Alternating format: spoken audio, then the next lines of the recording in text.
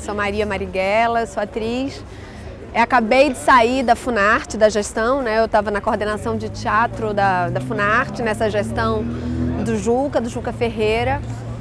A gente estava no processo de construção da Política Nacional das Artes e no afastamento da presidenta, o meu primeiro ato foi o ato de pedir exoneração e sair da gestão, sair do governo. É inconvivível, né? Seria inconvivível a minha presença com esse governo ilegítimo, usurpador. Bom, então a minha saída foi na semana passada, na quinta-feira. Saiu a minha exoneração, tive notícia imediatamente da ocupação. Aqui em Curitiba, a primeira das ocupações, eu achei assim uma ocupação muito vitoriosa. Curitiba tem uma cena, né, uma cena independente de artistas que eu admiro profundamente, de artistas de teatro, da música, artistas visuais, do audiovisual que eu admiro profundamente. E achei que foi uma super vitória Curitiba sair à frente nas ocupações, então eu não poderia deixar de estar aqui, né? O Ministério da Cultura, ele é instituído como Ministério da Cultura em 85, sim. Então ele surge exclusivamente como Ministério da Cultura no mesmo momento da redemocratização do Brasil, ou seja, então ele é um símbolo da democracia no Brasil, dessa democracia recente, né? Dessa jovem democracia. Então o Ministério ele se confunde com a democracia do Brasil. Logo depois disso, o governo Collor entra e também extingue o Ministério. Foi o único momento em que o Ministério da Cultura foi extinto, nesses 30 anos. Então a gente precisa lembrar que, assim, nesses governos mais, digamos assim, menos progressistas, com pautas menos populares, primeiro o foco, né, de disputa e de corte. Então a gente precisa entender essa associação. O Ministério da Cultura é fundamental para o Brasil, porque o Brasil é conhecido internacionalmente pela sua cultura e por uma cultura diversa, assim, porque o que é muito importante para o Brasil é que é uma cultura com muitas complexidades, né? É muito diferente de outros povos que têm cultura igualmente pujante, mas o Brasil tem uma diversidade, uma complexidade, que entender essa complexidade, constituir políticas que deem conta dessa dimensão territorial, dimensão simbólica, é muito complexo. Então a gente tem um histórico, digamos assim, de restituir o Ministério logo após o governo Collor.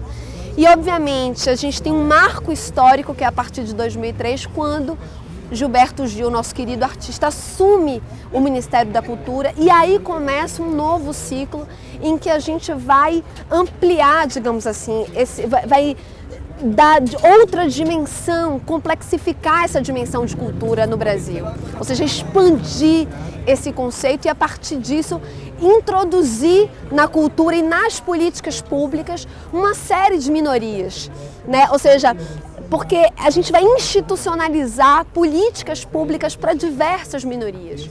E aí entra uma constituição de políticas de gênero, políticas raciais, étnico-raciais, uma série de coisas que estavam fora do nosso aspecto, e aí a gente vai criar um ambiente mais democrático, mais republicano, não só pela entrada de minorias nesse campo de cultura, mas também com modos, com processos republicanos, processos de acessibilidade, processos públicos que vão dar acesso à cultura. Porque é muito importante lembrar, e isso a gente está fora da fala da sociedade, que as políticas públicas elas não são para os artistas ou para os fazedores da arte ou da cultura.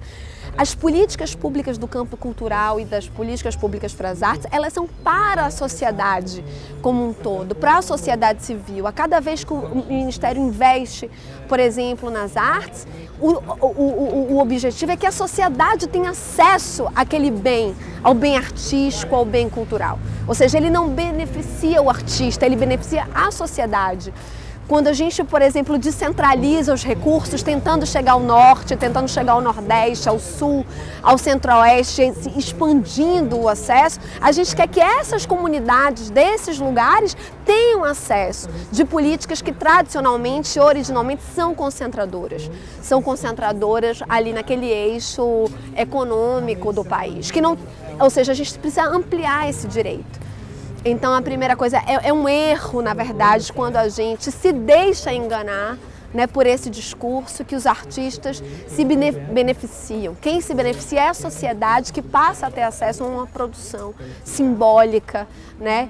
Se beneficia a sociedade quando a cultura começa a produzir emprego, gerar renda, gerar pensamento, gerar subjetividade. Subjetividade é essa que vai criar um novo tecido social, o tecido da cultura, que é tão importante como narrativa simbólica. Ou seja, a gente vai produzindo um discurso progressista, um discurso de amor, de afeto, de entendimento dessa Constituição. Rubem Alves que fala assim, quem admira a beleza não se subordina, ou seja, investir na cultura é realmente evocar essa dimensão de que não somos subordinados a ninguém, somos insubordinados, somos um povo feito da diversidade, dessa diversidade linda, e é por causa dela que vamos nos insubordinar e constituir um novo campo, o campo do futuro. Acho que ser neta de Marighella é uma sorte, eu brinco que eu podia ser neta de muita gente lá na Bahia, você sabe que neto dá problema, né?